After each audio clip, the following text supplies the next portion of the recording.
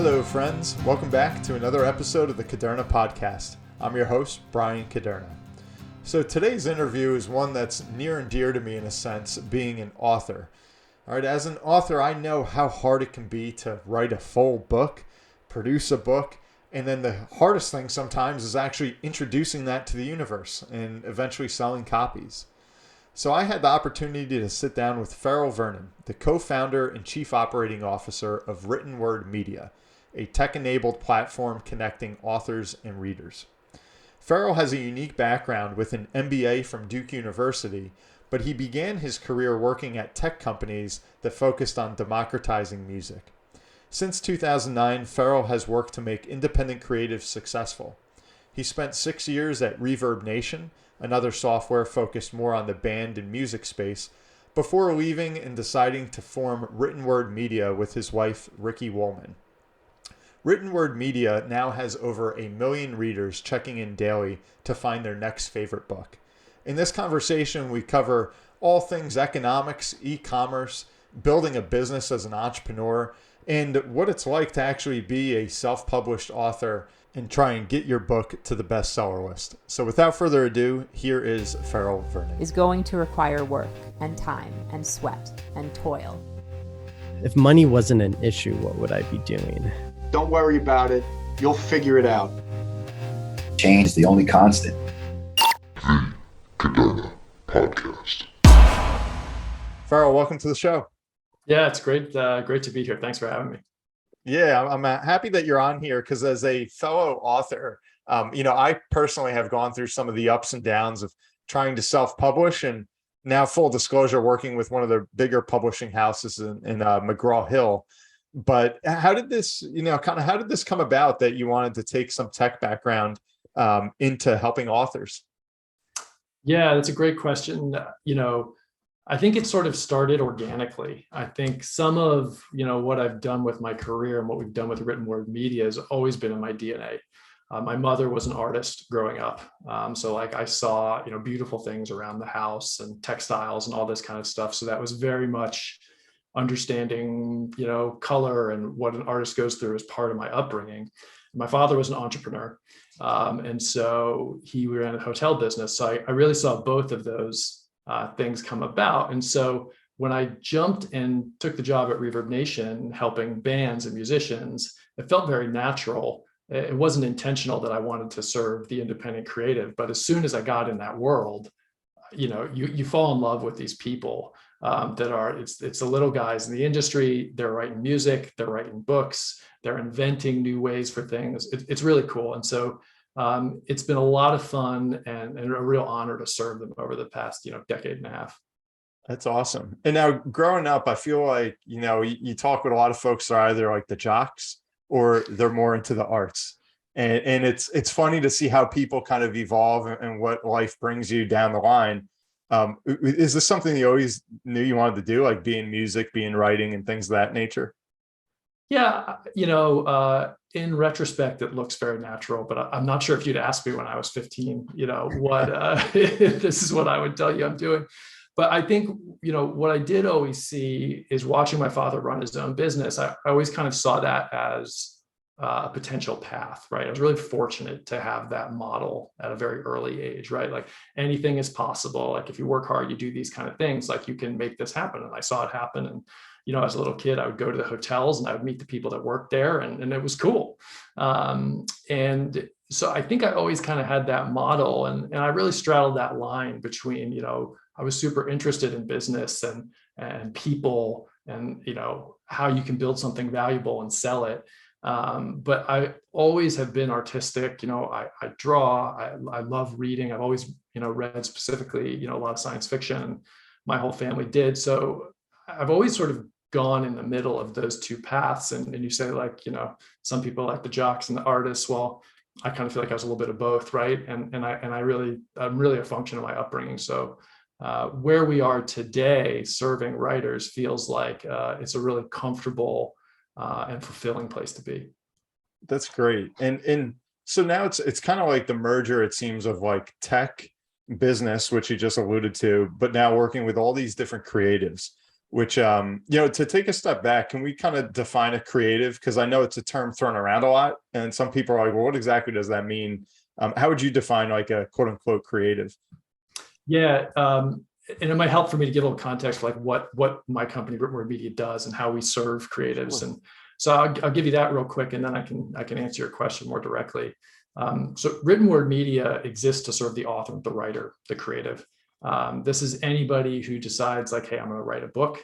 Right now, we have a very effective membership platform that helps people sell more books once they're written. It's, the way it works is authors pay a very small fee to run a variety of different ads with us. And we have 5 different media properties for readers, and about 1 million readers across those 5 platforms. And so as an author, you come to us and we can help you reach a variety of those readers who are targeted just for whatever genre that you write in. I think, to define the creative a little more sharply, I think I think about it very broadly. So, whether you're writing a business book, a cookbook, or a fantasy novel, those people are all creatives, right? Creating this work, figuring out how to tell story. And I think the same was true of musicians, just with a different medium. With writers, obviously the written word in all its different formats is the actual medium that they use to tell story. But I would really define that pretty broadly. Anybody who's trying to tell a story through the written word, I would define as a creative. Gotcha. So the storytellers of the world. Yeah. And what I wanted to ask kind of that 3-pronged approach, I guess, that kind of creates this business of kind of tech, entrepreneur, and then creative. For you personally, I mean, which came first? Was there one that kind of dragged you into this, or kind of how did that unfold? That's a great question. What came first? The first business I started when I was 15 was mowing lawns. Me and a friend mowed lawns around the neighborhood. We had 11 customers, and I thought that was awesome. And then, so I could say the business part probably got me into it. I went to business school. I met some really smart, really interesting people while I was there. Started working at ReverbNation, which was a really small startup at the time. And I loved it. And so the business side got me into it, but I think, I don't think I would have stayed if it hadn't been for the creative aspect. I don't think it would have been as interesting, as compelling. I wouldn't have poured my heart and soul into these endeavors as much if I'd gone into something more general tech, finance tech, or something like that. Not that those aren't really cool things, but for me, the function of working with technology, working with engineering, getting stuff built that people actually use, and then being able to serve the creative class, that was thrilling. That was really cool. And so I think that's sort of business probably got me into it, and creativity is probably what's kept me where I am. That's awesome. And with ReverbNation, I know that was more kind of in the music space. Did you always want to get into writing? Are you a huge reader, or you more into just kind of, jamming out to music, or what caused you to go from kind of one aspect of creative to the other, the different media? Yeah, I think it's all just everything with entrepreneurship is a time and a place, right? I had this amazing experience there. Music was really cool. I'm definitely more of a reader than a music person. So, for me, sitting with a book is probably better than going to a concert. That's sort of more in line with who I am. Doesn't mean I didn't love it, but I'd been there a long time, and really, Ricci and I had been talking about starting a business together for a long time. And, what happened is while I was there, her mother, my mother-in-law, wrote this book, right? Which, you've written a book, it's super hard, right? Oh, yes. So at the end of the road, you're like, I did it, I got this book, I'm ready to sell it. And then what happens, which we call now publish and pray, which doesn't work. You publish it and nobody buys it, right? And so we didn't know this at the time, but that's what happened. And so we're like, how are we going to sell this thing? And so we set the price for free, couldn't give it away, right? So many free books out there. And so what we did is built this little website called Freebooksy, which is still one of our sort of marquee media properties today. And we put the book up there, and we picked some other free books and kind of interspersed it. And we're like, hey, this is a cool way to do this. And then it kind of worked a little bit. And for me, it was kind of a pause. I didn't do a whole lot after that. And my wife was working on it. She was an independent consultant for e-commerce companies doing digital marketing. And so she would experiment with this site Free Booksy on the side for her consulting clients and say like, hey, what's working for me on Free Booksy might work for you, right? You could experiment. This is the good old days when Facebook ads were dirt cheap. And what happened is the audience for the site and the Facebook page started to grow. And then one day an author writes in and says, hey, can I pay you to be on the site? And that's the kind of the light bulb moment where you're like, okay, this is a thing. And so she continued to run that side by side with her consulting business for a little while. And then it kept growing. And then one day, I'd been where I was for about 6.5 years, like a long time. I was starting to feel ready for a change. And we looked at the business and we're like, this is a real thing. Authors, this could be a real business. And that's when I quit my job and we reincorporated it as Written Word Media and founded the company in earnest. And that's kind of how we got to where we are. That's sort of like the short version of the origin story. Gotcha. No, I appreciate getting some of the backstory there. And I think one of the things, maybe you can help me answer this, is like, there's just so much information out there on the internet. And I know I think everybody, and myself included, it's like you can go there looking for something, and then before you know it, you're just completely overwhelmed with data or research or whatever it is that's out there that you're getting bombarded with. So when you have a site like yours that can collect a lot of books and or authors, I should say, and I'm assuming it's maybe not the top tier, if you have a Dan Brown or somebody's already selling millions of copies, they're kind of selling themselves. So when somebody goes there, like what, I guess, how, if you're not like rating the books per se, like how does that happen? How does somebody go there and say, well, this is a good book or that's a bad one? Do you have people that are actually reading and reviewing, or how does all that work on the site? Yeah, so that's a good question. So the way the sort of mechanics of how it works is we do have people, they're not reading the whole book, but they're reviewing a handful of sort of proprietary criteria that we look at to ensure a book meets people's needs. But part of the way we cut through that clutter that you just alluded to is genre and device. And that's something that we found to be incredibly effective, even though it's super simple. So one of the best predictors of whether or not somebody's going to like a book is what their favorite genre is. So for example, if you like mystery books and I present you with a mystery book, there's a super high correlation that you're going to like that book. Sure. And once you start getting into sort of the niches of the genre, that continues to get better up to a point.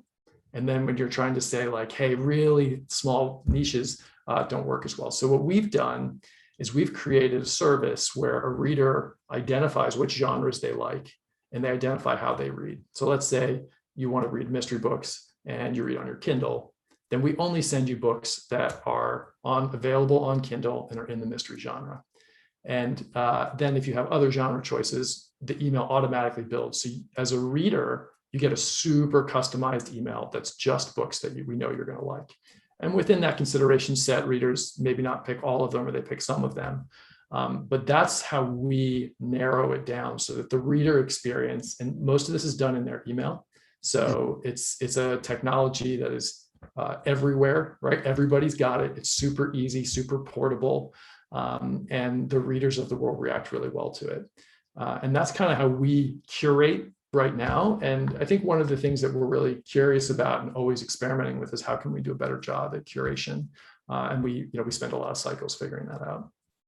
Gotcha. And then you hear so much now about, the pay to play, whether it be through Facebook or other social media platforms. I guess, how do you get the real quality to shine when, say you're going to do those emails or what have you, is it because, and the reason I'm asking this is like when I've put together a manuscript and when I go out to different publishing houses, almost every time the first question they ask is, tell us about your platform.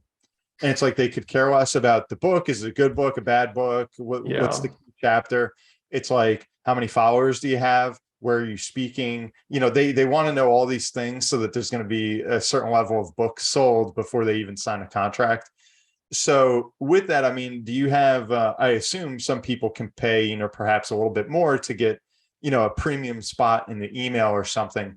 What is it that can maybe drag like a good book that maybe didn't put a big budget into it, but does that book maybe have the potential to grab a lot of space on your website or your platform just by virtue of quality, and that a lot of people are going to want to come read that book? Yeah, that's a great question, right? And I think you've identified on a couple of things that are going on in our industry. One, which you identified is, publishers basically want you to do a lot of their work for them before you even get there. Sure. And that, in my opinion, is unfortunate, but I think it is a good case to be made for going the independent route. And most of our customers are independently published. We also serve a lot of publishers and small publishers. But the mechanics of being an independent author is it's harder, but you get to keep a lot more of the money. And if you're having to build your own platform anyway, even to get to a publisher, why not do it for yourself and sort of keep the rewards? Now, every author's path is different, and I don't ever say one's better than the other, even though some people out there will. It's different for everybody.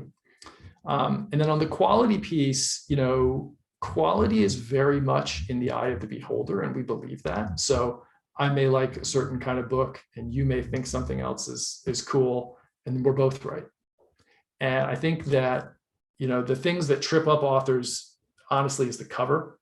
That's the biggest thing, because when you present a couple of books in front of somebody, they absolutely judge it by the cover. They judge the quality, they judge the genre is the most important thing. So if your cover looks like it's a thriller novel, but it's actually a sweet romance story, the reader's getting gypped, right? They're like, oh, that's not what I wanted. And so that when we see authors sort of make mistakes, it's often with the cover. It's not spending enough time or enough money or enough thought on what that cover is, because when you think about it, you're on Amazon, if you're searching for a book, or if you're on Apple Books or wherever you're searching, there's a list of these books and they're just thumbnails, right? Mm-hmm. They're images. It's essentially an ad for your story. And as an author, you got to think about it that way. And I think in terms of like books that do really well on our platform, within sort of equal billing of genre, the cover and sort of name recognition of the author are the two things that really matter the most. Gotcha. And how many books would you say are on your platform? We have, 1 million readers. We send most of them daily emails. So we transact millions of books every year. Wow. Easily. So we do a lot of volume, and that's, we're doing the recommending over email. And then when the reader clicks, they're taken to the retailer platform and your Amazons or Google Plays, that kind of stuff, to actually get the book. And that model has worked really well for us, because authors can build their following, they can build their reviews, they can teach those algorithms about their book using our service. And that helps them either get their first bit of traction or really put gas on the fire if they're already succeeding. Okay. And you mentioned the algorithm, so is that some of your background, or did you and your wife, do you kind of go out and hire like the techies that were able to kind of create this thing that worked? Yeah. Or like, I'm sure a lot of people that are thinking of getting into starting their own kind of e-commerce business are wondering how that all works. Yeah, so my background definitely is in technology, and building this stuff is what I do and what I love doing. So that helps. Okay. I think that there's a very big difference in when you talk about algorithms, the algorithms of Amazon, and what we're trying to do is just understand it so that our marketing product takes advantage of that on behalf of our authors, right? Mm-hmm. And that's pretty tricky, and it requires some understanding of both marketing, creativity, and some pretty deep tech. But I think where we've seen huge growth in our business is every time we've invested in that technology to scale, right? Like sending an email to a few people about a few books is actually not that difficult. But, sending millions of people books every single day on time without ever failing takes a lot of work. And so that's what we do really well. And our team does an amazing job, our operations team, in terms of preparing the books every morning. They're up early. They're rocking through, a 70-point checklist to make sure everything's spelled right, in the right genre, ready to go. And we're sort of a real on-time, organized shop. And I attribute that really to the hard work and dedication of the people on our team. That's awesome. And I think we're going to have a lot of folks that are listening to this that might be aspiring authors. And then we're going to have a lot of just kind of our usual crowd that just loves business and how different businesses come to be. So I think the first question I have is, you mentioned you have over 1 million readers. So how did you and your wife kind of go from this idea of helping your mother-in-law, expose her book to the world, to now 1 million people are coming in regularly to visit your site? Can you give us an idea of kind of how that grew? Was it just one big bam, Yeah. or was it a very slow kind of gradual growth? It's definitely not one big bam. Okay. I think there's no like one event. I think a lot of entrepreneurship is a dedication to the grind, right? And a dedication to process. And we're really good and really focused on that. And so every month we spend money advertising, getting new readers, right? And we have a ton of metrics that we look at to make sure that that machine is working and that we're bringing new audience in, and anybody who's, maybe taking a pause from book recommendations for a while, that we're replacing them with new authors. So we spend a lot of money, hard cash, running ads to build that list. And we also do a ton of partnerships and interesting things to bring people in. And then we have a lot of process. And so there's some really smart people and some really interesting processes that we have behind the scenes that we look at those numbers and how that system's working. And so if we look at, a given week and we say, hey, we didn't get as many readers into the system as we'd like, then like alarm bells go off, right? And we change what we're doing, we work at it. And so it really is, and I'm talking about it like we figured it out all right away. I mean, it's been trial and error. Like any entrepreneurial endeavor, there's mistakes made along the way. And we've made a couple, but mostly because we've really seen it as a system, as something we're never going to turn off. It's never done. It's never over. We're a media company, so audience building is something that we spend a lot of time and a lot of money on, and that's always going to be the case. Mm-hmm. And I think it's that commitment to process that's made us successful. And my wife, when she was doing this, she has a very natural talent for this, which is also, I think, has helped us a ton. And so you need somebody who likes it, right? Kind of likes data, kind of likes the creative, like what can I say to a reader to get them to sign up? Like what would be interesting to them? And so for anybody who's trying to sort of replicate that, I would say, start small. You do have to spend money, so you need to allocate budget. Yeah. And you have to, the iteration cycles, you have to make them short, days, weeks, so that you can course correct as you make mistakes. Yeah. And where did you start? I think a lot of people, they start a small business, they're thinking of, Google ads, Facebook, and Amazon, mm-hmm. that those are like the three kings of the jungle. Is that right where you went, or was there anything else kind of unique that you found working? Yeah. So the short answer is yes, those channels you just mentioned are good places to start. Right. Mm-hmm. And it really depends on what kind of business you're running. So, if you are, like say, my brother-in-law is a locksmith, right? So if you're a locksmith, like Google ads is super important because people are searching for like, I'm locked out of my car, right? Mm-hmm. So Facebook ads maybe not as important for us. Like when people are reading and discussing, like Facebook's a great channel, right? So we spend a lot of time on Facebook, but you also have to be dedicated to whatever's new and exploring it, right? Like, did YouTube ads work? Is TikTok the right place? Instagram ads, all these things, and then turning off the stuff that doesn't work. Right. Mm-hmm. And so for us, we've had a lot of channels where we've been like, oh, this is cool, this works. And then some things that don't. And you have to be disciplined about turning off the stuff that doesn't, even if it's like fun and cool and new and shiny. And we've been pretty disciplined about that over the years.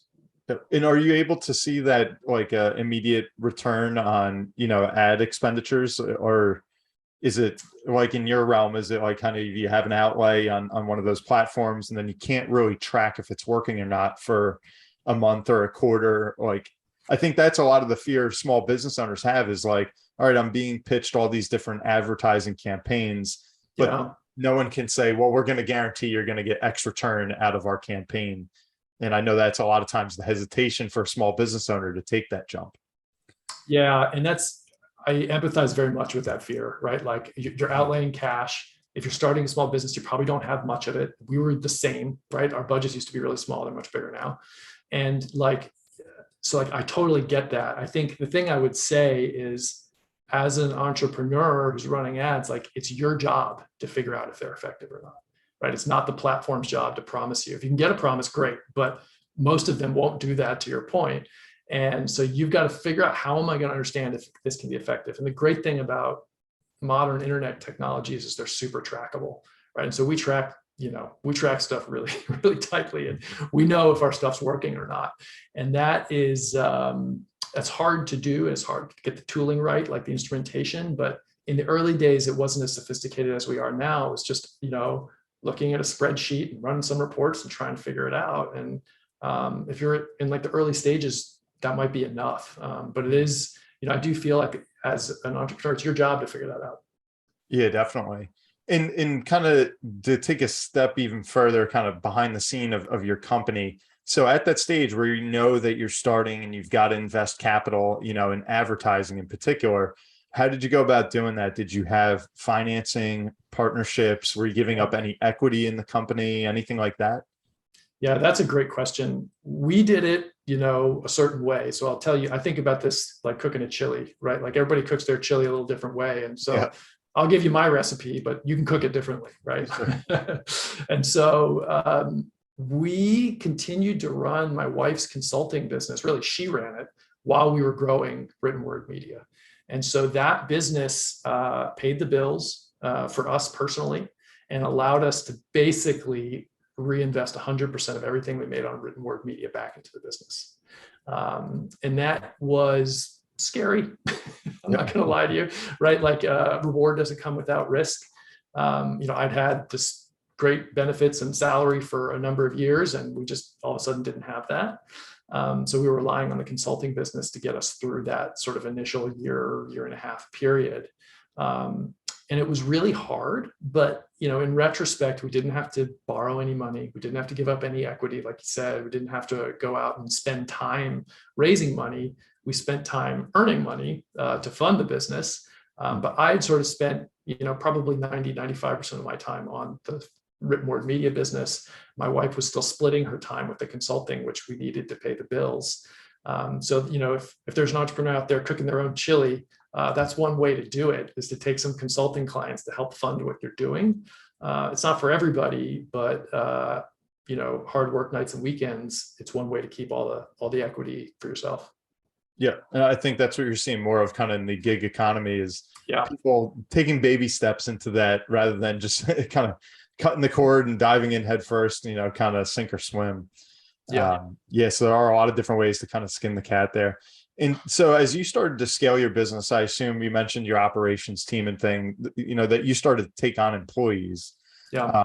What was that like going from, ReverbNation, which grew, pretty quickly?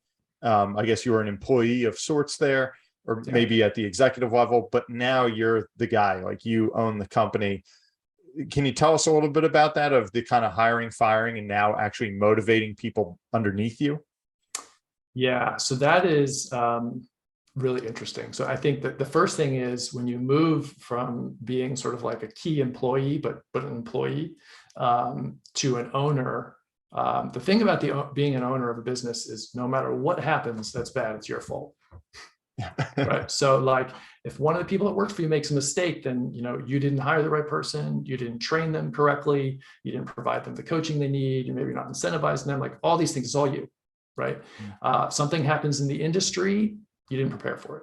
Right. Like, so there's really nothing that's not your fault. And so that change of, it's not that you're necessarily working harder. A lot of cases you are, and I definitely was, but that's actually fairly temporary. But the responsibility level that you have is way bigger, right? This is people's salaries, it's their job, it's their families, and like it's your job to protect it, right? And to grow the business and to make sure that everybody has what they need. And that's a big responsibility. And while it is a little scary, it's also a big honor, right? That people trust you to do that. And so I take it pretty seriously. And I think, hopefully it shows with the way we run the business, and we're at 14 people now. And we work really hard to make sure that those people are, we say, right person, right seat, that they're in the right job and they're contributing to the best of their ability and that they're getting what they need. And, in terms of like motivating people, that is something that, earlier in my career, maybe I wasn't as interested in, but has become, really a fascination and a focus point for me, because I think anybody listening who's tried to do this knows you can't do it yourself. Yeah. Right. And if you try to do it yourself, it's overwhelming, or you're going to run into brick wall after brick wall after brick wall. And so bringing smart people into your world, letting them help you, is really cool and allows you to grow really a lot faster and do more interesting things. And it's fun. But the trick there is making sure you motivate people, right? And making sure that the job they have is interesting and exciting and fulfilling, and that, you know, the projects that we're taking on as a company are both profitable and good, but also interesting to the people that work there. And you have to really be thoughtful about your organizational structure. And even with just 14 people, most people would think, oh, you don't have to worry about like your org chart and all this stuff, but we spend a ton of time thinking about it. Like who is actually the right place, and how can we best make use of people's talents to help pull the company forward. And I think when you get that puzzle right, and we made plenty of mistakes before, but when you get that puzzle right, kind of where we are now, things really start to cook, and it's really exciting. And so, you know, we're at 14 now. Hopefully we'll be bigger next time you and I talk, but that's kind of where we are. And, you know, there's so much insight that you have here, because I do go back to that feeling I'm getting that it's kind of like a merger of these different aspects of tech, of business, of creative, like all the kind of big things that sometimes people identify. It's like you roll them into this nice, neat, you know, small company that you start from the ground up that's now, you know, growing very quickly, it sounds. So with that in mind, like these people that you're hiring, is there something you look for first and foremost, whether it's an area of expertise, a certain pedigree of where they went to school or where they worked previously, or just a raw passion for reading and just a commitment to building, you know, the publishing space? Is there like one thing that you're like, you've got to have this, or you're probably not going to fit with written word? Yeah, so it's not one thing, it's a couple of things. And it's mostly not the things that you just mentioned, which I think is actually something that I have changed my track on over the last 10 years, right? I used to always look for like, who's got the skill, right? Who's the subject matter expert in this thing? Can they do the task? And to a certain extent, you do have to do that, right? But I definitely don't look for pedigree. You know, Okay. almost the opposite. I look at people's backgrounds very much, but I don't consider one better than the other. They're all sort of, you know, to use the Chili and Alley, interesting ingredients in what, you know, makes a person. But values is the answer. So we started hiring, we use EOS, which is the Entrepreneur Operating System, which we can talk more about, but like if anybody out there is running a, you know, 10-person business and they're not using it, I'd highly recommend you take a look.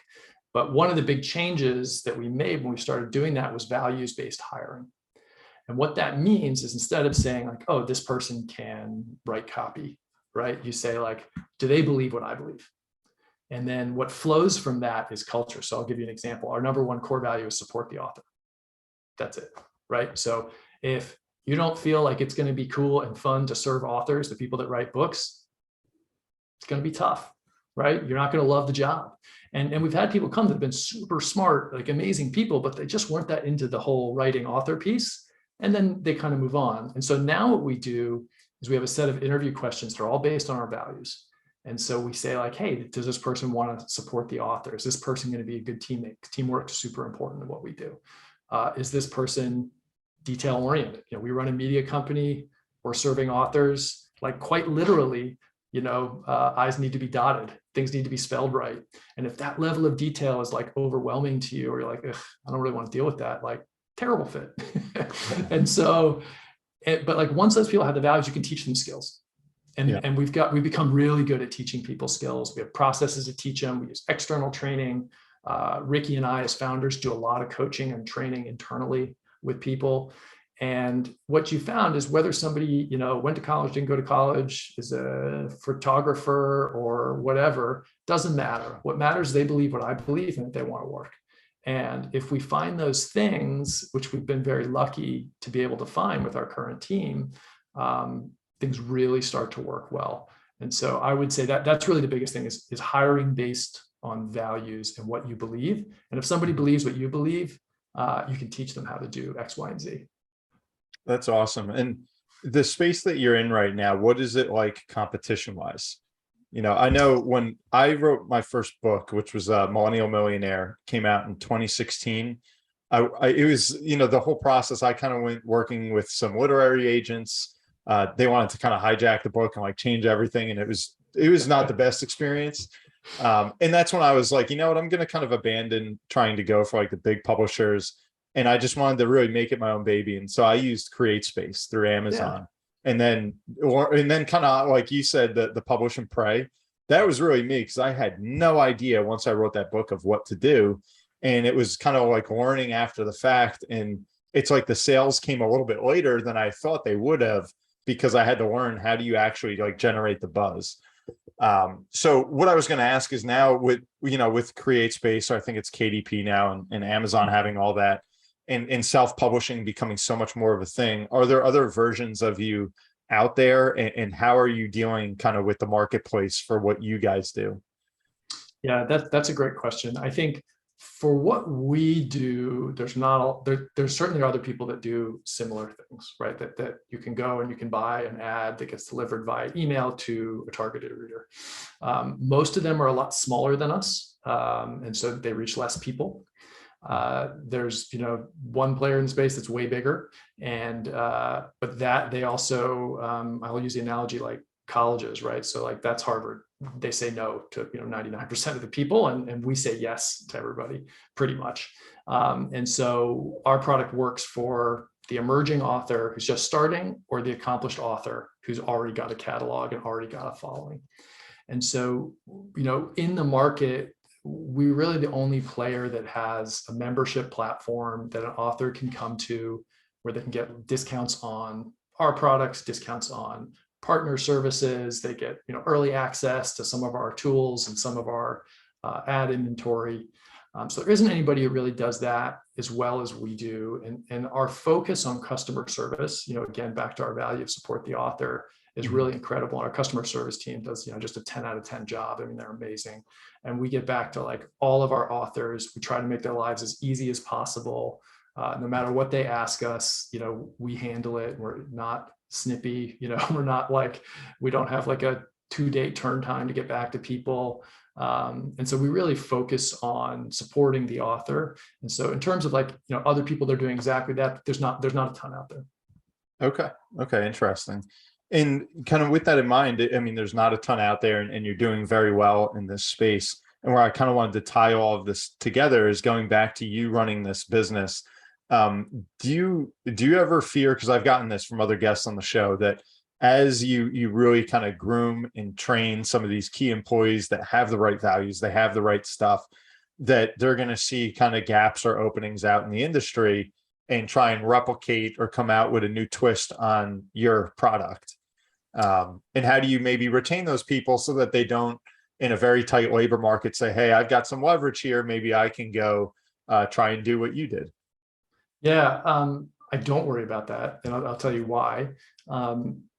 We work really hard on like feedback loops and feedback mechanisms, and so we talk to people often, right? There's never a point where any of my employees or key employees or anybody really, it's been more than a week or two before they've seen me, right? Like usually it's every day. And we try to build a culture of innovation. And so I think what you want to do is, if somebody has that idea, like, hey, we could replicate this, I want them to do it with me, right? I want them to do it here. And I'm like, hey, here's a little rope, here's a little money, here's a little support. Like, let's go get this done. That's exciting, right? And so instead of competing with us, what we're trying to build is a platform for authors, but also the people that work here, to do cool things and innovative things. We're working on some stuff right now that's like kind of outside the realms of what we hired these people to do, but they find it exciting. And we're like, let's do this. So I don't worry about that, because, when it's time for somebody to move on, it's time for somebody to move on. And we handle that real gracefully. We actually have a program called our Next Chapter program, where if somebody's open and honest about the fact that they want to move on, we let them and we help them, right? I'll do some coaching, Rick will do some coaching. We open our Rolodex. We help people find another job that fits them. And that's been really successful for us. So nobody that ever comes to Written Word Media feels stuck, right? They're like, hey, either I'm going to love the job, or I'm going to want to do something different, and Ferol's going to support me. or I'm going to need to move on, and they're going to support me with the next chapter program. And so it's kind of like taking all the risk out of working for us. And so I don't worry about people going on to do other things. Of course they are. It's going to be great. And we support them. And we have this whole group of alumni of people that have gone on from Written Word Media that we still keep in touch with, that are amazing people doing cool things. And I really believe, karma maybe is a strong word, but like, what you put out there does come back to you. And if you do right by the people that work for you and that you work with, you're going to end up being successful. Maybe I take it on faith, but I think it's really important. No, I'm right there with you. And I think that's awesome that you actually have a program, the next chapter, that, it's, I don't know that I've seen that before. I think it's hard for a company to not feel a little bit bitter if they have somebody that they like, that's a good worker, that does want to move on. You may find people within that company that say, anytime you need me, call me. But usually the company as a whole is kind of like, hey, you want to get out of here, get out of here. So that's really cool that you do that. Yeah. And I would say it's been borderline transformative, that program, because turnover is so painful. And so the way the program works, somebody says, like, raise their hand. They say, hey, this isn't doing it for me here. And there's a number of reasons why a job doesn't work for people. And a lot of them are not related to you or me as the business owner at all. It's like what's going on in their life, and you just got to be understanding about that. And then we give them a long run time. So we say, hey, like, do you need 6 weeks, do you need 8 weeks to find a new job? Like, how can we help you find a new job? And then, so what that does, two-sided. One, like, there's no underhanded secret interviewing stuff, right? Because somebody's like, hey, I've got an interview with another company on Monday. Can we do the meeting another time? I'm like, great, no problem. And then it also gives us as a company longer lead time to replace that position. Mm-hmm. So it's really win-win. So like the turnover, yeah, it stinks to lose a great person, but you have 2 months to backfill that position. That's usually enough. And sometimes it's more.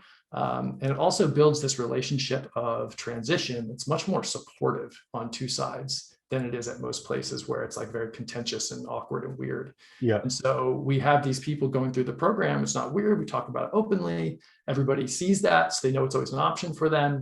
And I think, it's been really helpful in making both turnover less painful for us. And, cool side benefits been building this alumni of people that have a super positive experience with Written Word Media from the day they started till the day they leave. That's very cool. And kind of real quick in that same vein, so are you a remote guy, or do you want the whole team, boots in the office, kind of like, shaking hands, to work together?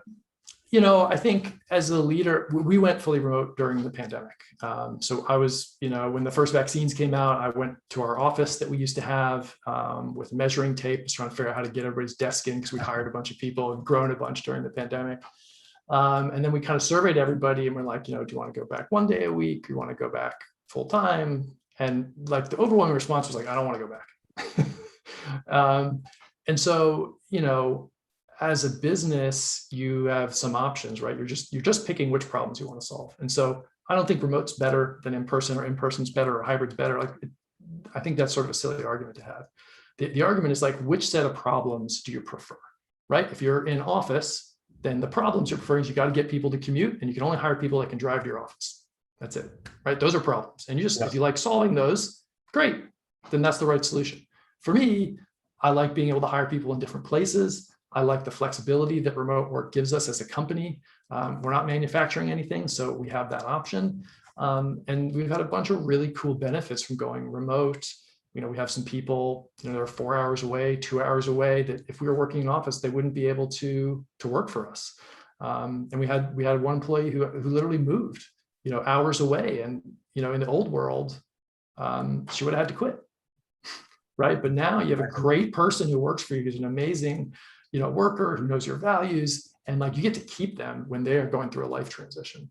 And I think that's really been a cool thing about going remote. So I'm not dogmatic about it. I think there's some magic to being in person, no doubt. And we try to get the whole team together once a quarter in person, do something fun, have a meeting, and kind of see people. So I guess that's kind of hybrid, but I like the model that we have, but I don't have like, oh, that one's bad, this is wrong. Like, I think they're all right. It just matters, which set of problems you want to solve. Yeah. And you go with what works ultimately. So exactly. That's awesome. And now one of the things I wanted to ask you now, going back to really kind of the business.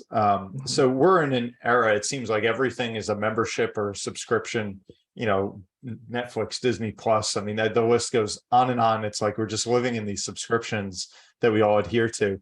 Now, I understand that your business model has gone in that direction, right? To a membership platform.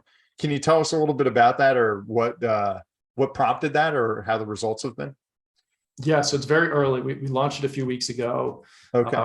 Early results have been positive. We have people signing up. We have people excited about it. The reason why we moved there is really because, our product, a year ago was this incredibly effective ad product, but it was, and still is, pretty transactional, right? Like you come to us, you buy it, it works, and then you go away. And that is a great way to create value sort of on a very thin sliver, but our core value is support the author, right? And authors need more than just an email marketing service that works really well. And so the moving to membership for us was a way to start layering on value above and beyond just what that core product is. And right now the membership includes some discounts on our services, some discounts on partner services, some interesting access to ad inventory that is exclusive. But it's really sort of step zero for us, right? And step one is adding more things to that membership. And we're really excited to do that because it builds a much closer relationship with our core customer, who is the author, the writer, and allows us to continue to add value to their service without having to charge for it every time we do it. So we can invest a lot of money and a lot of time and a lot of people into building something cool, and then we can put it into membership, and we don't always have to sell it separately. Sometimes, obviously, you have to running a business, but it gives us a place to sort of put value for the author above and beyond what we've been able to offer in the past. And I'm super excited about it.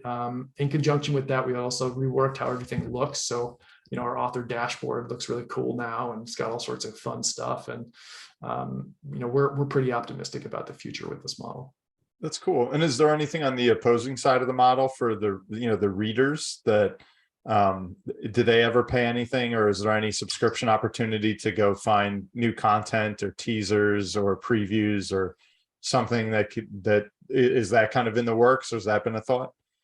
It's definitely been a thought, but when you zoom out and look at, like, again, why we exist, which is supporting the creatives and the writers, right? The content creators. Charging readers doesn't help them, right? We want the biggest audience possible. And, one of the best ways to do that is to make it free. And so it's totally free for readers, and probably will be for quite some time. If there was ever a way we could figure out sort of a paid product for readers where we could, clue in the authors on some of that benefit, that would be something interesting that we would think about. But, back to values, you've always got to be keeping those values in line, and that guides everything we do. And right now, the best way to support the author is to make it free for the reader. And so that's what we do. And are there any transactions on the site as far as the readers buying the book through you? Are you a channel for distribution, or do they then go to Amazon or Barnes & Noble to get their book? Yeah, right now they go to Amazon, Barnes & Noble to buy it, straight up. There is a movement in the industry where authors are starting to explore selling more directly, but really until this year, until the pandemic, that technology was out of the reach of your average independent author. But with the enhancements in e-commerce, which I attribute a lot to the pandemic, shoppers are used to multiple platforms and buying from stuff. It's become a little more palatable for authors. And, the goal is pretty simple for an author. If they can keep more of the revenue and not have to pay a gatekeeper like Amazon or Apple, that's great. And so we're definitely starting to think about how we can support that moving forward, because I think authors are starting to look at it more. It's still pretty small, the amount of authors who are willing to do that and have traction to do it. So we're kind of watching to see how that goes, but it's definitely something we got our eye on. Okay, very interesting. And maybe to kind of wrap all of this up, I know a lot of what you service, a lot of what these readers are reading are self-published or independently published. What do you see as far as the future of the industry for all of this self-publishing and independent publishing? Yeah, I think it's something I love to think about. And, we get to think about because we're in the industry and we're talking to these authors.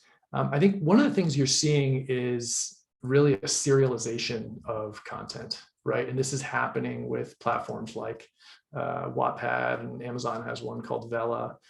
But you're seeing the rise of like serialized chunks of story. And this is, you see this happen with TV, right? So like a story like Game of Thrones, this huge, broad, like all-encompassing story arc that couldn't really have been told, even 10 years ago, is now being told in a manner where like, chunks of content are coming out and you're telling this super long, interesting story. So you're seeing that happen in TV and movies and video content, and you're seeing it happen in books too. And authors, have been early adopters of this. They've written series books, right? Book 1, book 2, book 3. But I think you're seeing the content get even shorter, right? So it goes from like book 1 to like episode 1, which is, maybe shorter, a chapter at a time. And I think that combined with the prevalence of the phone, right? Everybody's got this phone with this ultra high resolution screen in their pocket. And a lot of people are like, oh, nobody reads on their phone, but like everybody reads on their phone. We've done surveys. It's north of 70-80% of people have read an entire full length book on their phone. And so, no. And so anybody who thinks that like, scoffs at that is incorrect based on my data. And so, serialization of content, reading on your primary digital device instead of carrying around a Kindle in your bag as well. I really do believe that's the future. The screens are so good. It's not going to be long before it's just as good as paper, like on your eyes and all that stuff. And most people are kind of glued to their phones for a big chunk of the day anyway. And so that's the attention economy. That's where you've got to figure out how to tell a story. And I think it's pretty cool. And authors have a great product because it's text, which is easy to put on those devices. And that's kind of the future where we see it going and what we want to be a part of.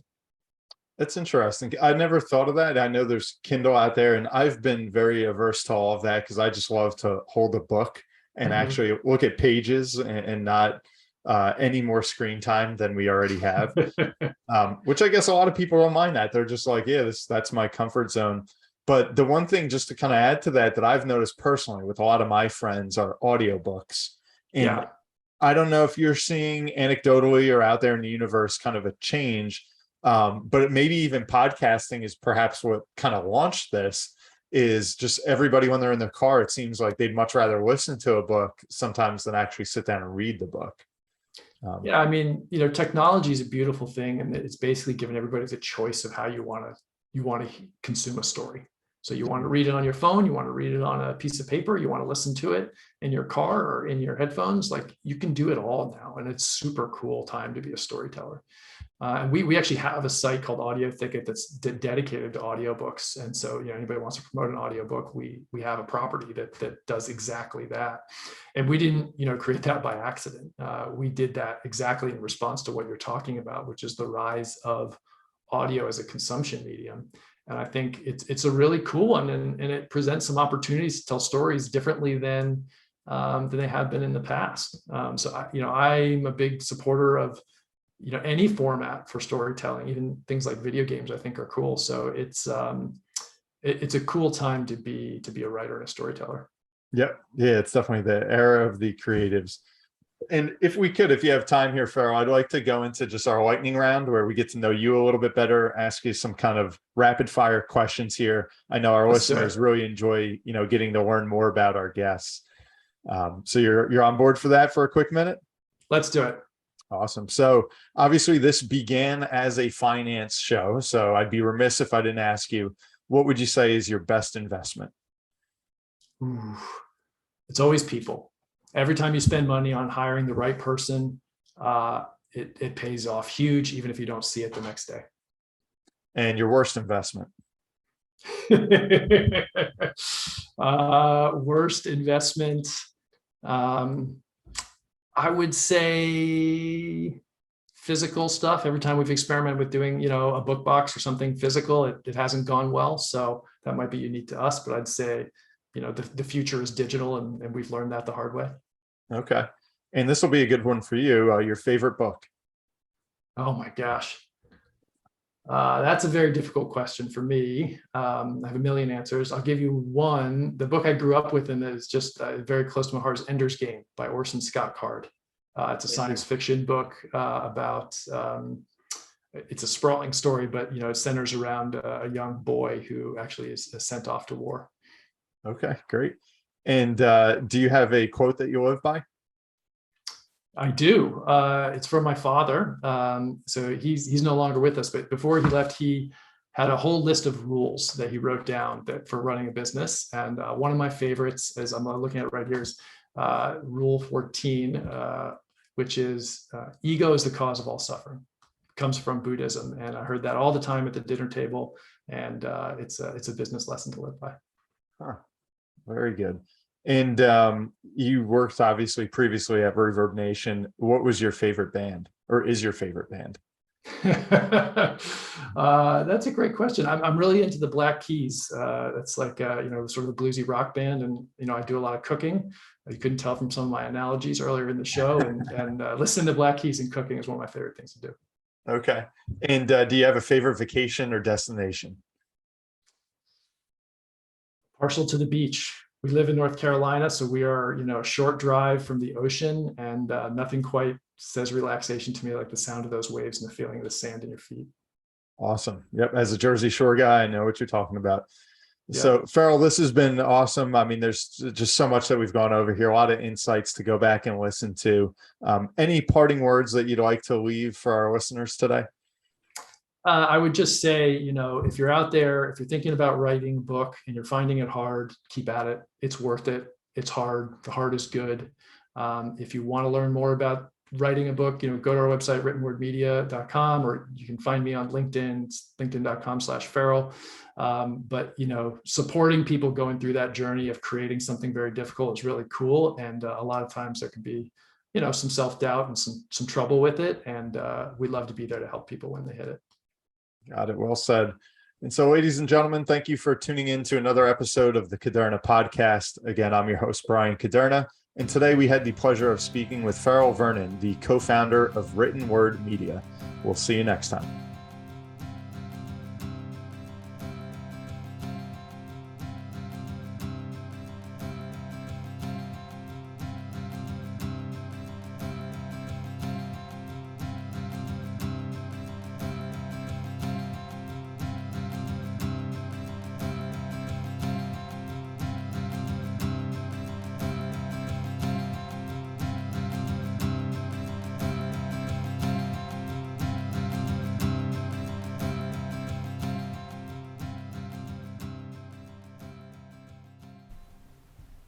The Caderna Podcast is for informational purposes only. Individual situations may vary, and the information should be relied upon only when coordinated with individual professional advice. Guardian and its subsidiaries do not provide tax, legal, Social Security, student loan, mortgage, or real estate advice. Listeners should contact their own tax, accounting, or legal advisors or the Social Security Department in this matter. All investments and investment strategies contain risk and may lose value. Brian Caderna is a registered representative and financial advisor of Park Avenue Securities, LLC, Pass, 300 Broadacres Drive, Suite 175, Bloomfield, New Jersey, 07003. Securities, product services, and advisory services are offered through Pass, a registered broker-dealer and investment advisor. 973-244-4420. Financial representative, the Guardian Life Insurance Company of America, Guardian, New York, New York. Pass is an indirect, wholly owned subsidiary of Guardian. Caderna Financial Team and International Planning Alliance, LLC, are not affiliates or subsidiaries of Pass or Guardian. Caderna Financial Team is a division of International Planning Alliance, LLC, a general agency of Guardian. Pass is a member of FINRA, SIPC. California Insurance License Number OK04194. Content of the Caderna Podcast is copyright of Brian M. Caderna, all rights reserved. Any redistribution or reproduction of part or all of the content in any form is prohibited without prior permission from the Caderna Podcast. The views and opinions expressed herein may not be those of Guardian Life Insurance Company of America, Guardian, or any of its subsidiaries or affiliates. Guardian does not verify and does not guarantee the accuracy or completeness of the information or opinions presented herein. Any third-party materials referenced cannot be endorsed or verified by Guardian and are used as the opinion of the author. Guardian, its subsidiaries, or affiliates do not provide or issue or advise for mortgages. This material contains the current opinions of the author, but not necessarily those of Guardian or its subsidiaries, and such opinions are subject to change without notice.